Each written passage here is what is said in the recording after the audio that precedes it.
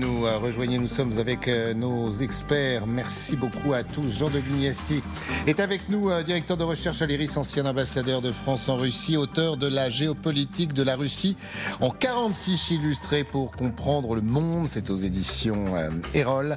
Et ce livre est sorti en février. On va s'intéresser à cette déclaration hier de Volodymyr Zelensky, visiblement prêt à tout pour tenter de sauver son pays des mains des Russes, même à vendre à la découpe à ses alliés son pays, afin d'être certain que ces derniers ne pourront pas ou ne voudront pas l'abandonner. Céder des morceaux de l'Ukraine pour tenter de mobiliser, espérer garder l'intégrité de son territoire. Une forme de proposition de la dernière chance. Écoutez.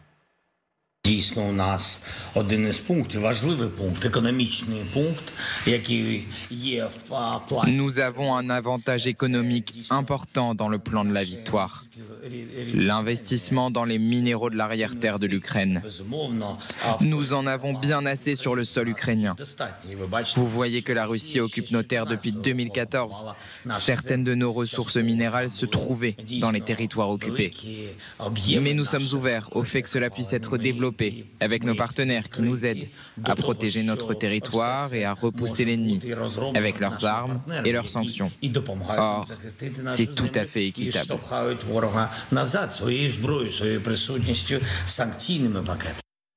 Valeria, on est prêt à céder le sol, le sous-sol pour espérer que les Alliés resteront à nos côtés ? Je ne l'interprète pas comme ça, c'est un petit peu fort. Non, je pense qu'il s'adapte au discours économique de Trump. Trump, tout ce qui l'intéresse, c'est de gagner de l'argent, c'est d'économiser de l'argent. Et donc, du coup, il s'adapte à ce discours-là. Il a enfin compris que le poids économique de l'Ukraine, qui était inexistant en 2022 et qui l'est encore pire parce que les moyens de production ont été détruits, se trouve dans le sol et dans le sous-sol. Et donc ce poids économique, il essaie de le mettre dans la balance en disant ne faites pas comme si on n'était rien. On est un petit pays, certes, on a perdu de la population, certes, mais pour autant, on a des richesses à proposer et on a une industrie à mettre en place collectivement avec l'Occident, où on pourrait tous jouer win-win. Et donc, c'est vraiment l'adaptation au discours économique de Trump. Et c'est très intelligent, c'est très malin. Alors, c'est très intelligent, c'est très malin, Jean de Guignesty. D'autant que... Alors, il l'avait déjà proposé dans son plan, non pas de paix, mais de la victoire. Oui. On sait que Donald Trump a réagi en disant « Moi, je veux bien l'aider ». C'était il y a 48 heures, mais il va falloir me donner du sonnant, du trébuchant, et notamment ces métaux précieux.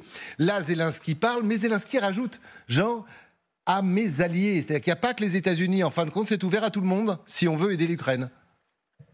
C'est ouvert à tout le monde, surtout que dans le passé, Zelensky avait fait des ouvertures aux Européens dans ce domaine. Hein.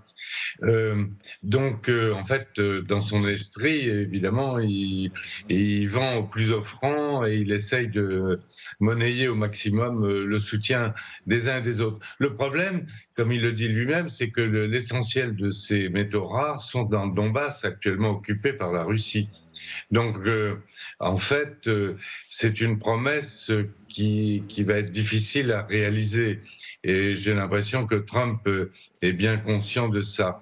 Mais ce qui est clair, c'est que, quel que soit le résultat des négociations, l'Ukraine va essayer de monnayer au prix le plus élevé possible ses ressources et rentrera un peu dans dans l'ère d'influence des États-Unis. C'est les États-Unis qui vont ramasser la mise, si j'ose dire. C'est embêtant ça, parce que il n'y a pas que les États-Unis qui peuvent aider l'Ukraine. Ça nous intéresse qu'il y a dans les sous-sols. Il y aura la reconstruction de l'Ukraine. En fait, Volodymyr Zelensky a bien compris comment fonctionnait le monde. Les armes peut-être, mais le business, ça intéresse tout le monde. Et il va falloir se partager, pardon, ça n'a rien de péjoratif, mais le gâteau de l'Ukraine de l'après-guerre. En fait, le vrai problème de Volodymyr Zelensky, fondamental, c'est de garantir la sécurité de l'Ukraine après un éventuel cessez-le-feu. La seule façon de le faire, c'est d'avoir effectivement des entreprises, voire même des militaires occidentaux qui s'installent dans le pays et qui finalement ont un véritable intérêt financier, pour le coup, à défendre le pays au-delà des grands principes. Donc effectivement, proposer de l'exploitation minière ukrainienne, c'est effectivement une façon de dire aux Américains, alors en plus ça, Donald Trump, effectivement, c'est l'archétype du transactionnel, mais de dire à tout le monde, venez, profitez-en, et d'un autre côté, ça permettra que vous vous installiez et donc que vous soyez impliqués finalement dans la protection du pays. L'un des intérêts, on va dire, pour les Européens, c'est que et c'est l'un des enjeux de l'intégration européenne de l'Ukraine, c'est que si l'Ukraine, effectivement, prend le chemin de l'Union européenne, et c'est quand même le cas, les négociations vont s'ouvrir. Vous pensez ça ? Oui, bien sûr. Mais parce que c'est dans le sens de l'histoire. Et alors, ça prendra sans doute très très longtemps. Mais effectivement, on est arrivé à un point, à un stade, on va dire, où Bruxelles ne peut plus se permettre de ne pas ouvrir des chapitres de négociation d'adhésion avec l'Ukraine. Valéria pense également la même chose, visiblement. Tout à fait. Autant l'histoire de l'OTAN risque d'être dans la balance des négociations. Pardon, du coup, je finis votre phrase. Mais l'Union européenne aura du mal à reculer et même Trump aura du mal à peser sur l'Union européenne pour l'entrée d'Ukraine dans l'Union. Alors, ça prendra peut-être 5, 10, 15 ans après la reconstruction, mais ce ne sera pas un dossier qui sera négociable. Mais du coup, ça peut être effectivement l'une des façons aussi pour les Européens de dire, en fait, de peser dans le futur économique du pays en disant l'intégration de l'Ukraine à l'Union européenne, ça se fera, mais ça permettra aux entreprises européennes, d'aller s'installer là-bas aussi. LC Midi se poursuit, restez bien avec nous. Merci Jean de Glugniasti d'avoir été avec nous. Ça fait très longtemps qu'on ne vous a pas vu sur ce plateau, vous nous manquez, donc l'invitation est lancée. Décidément, Donald Trump est partout, on y revient dans un instant avec cette déclaration hallucinante, peut-être la plus hallucinante qu'il n'ait faite depuis des années. Il veut transformer la bande de Gaza en côte d'azur du Moyen-Orient, faire de Gaza le nouveau Monaco. Regardez à quoi ressemble aujourd'hui Gaza.